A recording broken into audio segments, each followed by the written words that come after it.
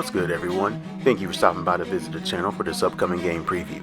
If you want to stay updated in the world of college football, make sure you click that subscribe button, click that notification bell, and select all so you won't miss another video.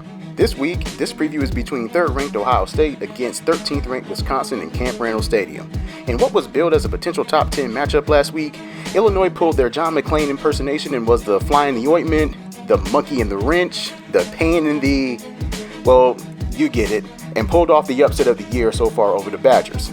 Will Wisconsin shake off last week's upset win, or will Ohio State continue to be the machine they have been all season? Let's start with the tail of the tape. We have a top 10 matchup according to Bill Connolly's SP Plus metric, with Ohio State ranked number 1 and Wisconsin ranked number 7. Both teams are currently ranked 1 and 2 in overall defensive SP Plus, and Ohio State is one of the 2 teams in the top 5 in both offensive and defensive SP Plus. The other is Alabama. Vegas loves the Buckeyes on the road as a 2-touchdown favorite, and SP Plus gives the Buckeyes a 74% win probability. Wisconsin looked like one of the elite teams in the country for the first few weeks. They physically imposed their will on both sides of the ball, and they had more than competent quarterback play out of Jack Cohn.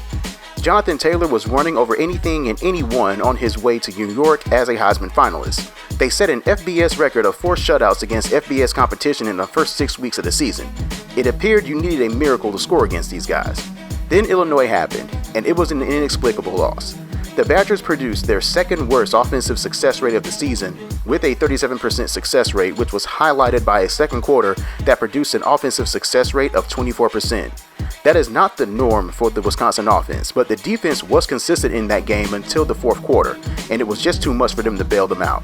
The Badger defense is undoubtedly the strength of this team, and you certainly don't need the raw metrics to tell you that. They are fundamentally sound and well coached on that side of the ball. Ohio State has punched people in the mouth for the first start of the season, and they haven't let up. I came in with a skeptical look of Ohio State because over the last few years, they have lost games to teams they had no business losing to. The first test was Cincinnati, who is now 18th in the country, and they put a donut on the Bearcats. Then there was a primetime game against Nebraska on the road, which turned out to be no problem there. And then there was a Michigan State defense that didn't allow anyone to run the ball effectively on them all season. The Spartans were the first team to hit the Buckeyes in the first quarter, holding them to a 6% offensive success rate, but the Bucks collected themselves and showed their maturity to close out a team you are supposed to beat, running for a ridiculous 323 yards on 49 carries. There is no secret when it comes to the Buckeyes. They show up to run the football, and they will test your manhood. If you're looking forward to seeing some red for Wisconsin, you are not in luck. Ohio State holds a significant advantage when they are on defense. The raw metrics have the Buckeyes at 2nd in total defense, and the advanced metrics seem to agree as well. The main bugaboo for the Buckeyes last year was their ability to give up the big play under Greg Schiano's complicated defense. Now, under co-defensive coordinators Greg Madison and Jeff Hafley, the Buckeye defense are playing faster and flying to the ball.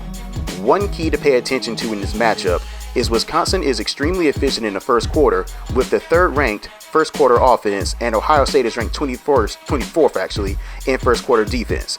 Paul Chryst is going to use his script to his advantage, and if Ohio State can get to the second quarter without allowing any cheap scores, that's when Madison and Hafley make their adjustments, and the Buckeye defense is ranked 2nd in the nation in second quarter defense, while the Badger offense slips down to 24th in second quarter offense. The Badger offensive line is going to have their hands full with Chase Young, so it would behoove Jack Cohn to process information correctly and get the ball out quickly. Quentin Cephas and the Badger wide receivers must win some one-on-one battles against a stout Buckeye secondary. By default, the Badgers hold the advantage only because they are 3rd in defensive sack rate, and they are going up against Ohio State's 45th offensive sack rate. The rest, however, is a bunch of pushes that can go in either direction based on the respective ranking. Ohio State is fantastic offensively, but this Wisconsin defense is certainly no pushover, and there will be some resistance. The same can be said for Wisconsin's defense. They are going to have some frustrating plays where Ohio State skill players will get past the first wall of defense, but the defensive pursuit must be on point here. The battle between J.K. Dobbins and Master Teague III against the Badger linebacking core of Jack Sanborn, Chris Orr, and Zach Bond will be fun to watch. The Buckeye offensive line is 1st in the country in allowing only 11% of their runs to be stopped at the line of scrimmage or behind the line of scrimmage, and the Badger defense is 4th in the country in stopping 31% of their opponent's rush attempts at or behind the line of scrimmage. So, to be honest, something has to give here. In the keys of the game for Wisconsin, you got to get to the fourth quarter.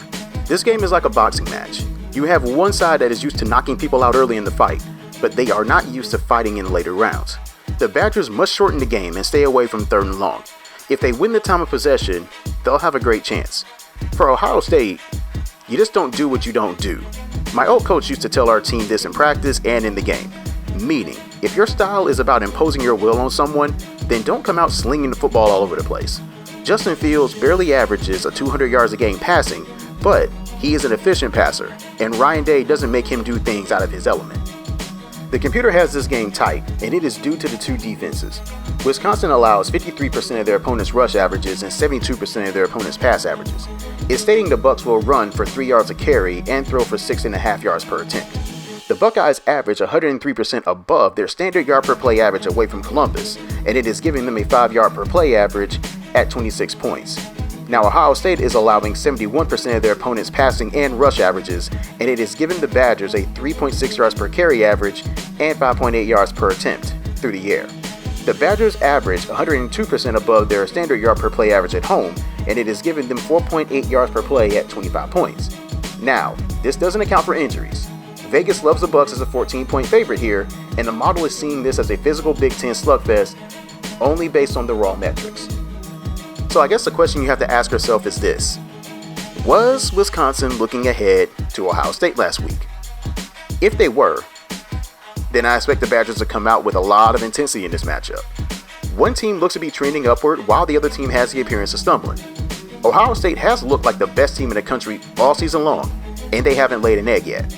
I believe the Bucs will be tested in this game for sure, but I think they are the better overall team in this one, and I think they will pull out the win by a score of 37-20. And that's all I got for this game preview. Let me know what your thoughts are in the game in the comment section below. Give me a score prediction and also tell me why your respective team is going to win the game. I hope you enjoyed the video. All I ask is that you give the video a like, and if you love college football as much as I do, hit that subscribe button if you want to stay updated with the latest previews and the occasional highlights. I appreciate you for visiting the channel.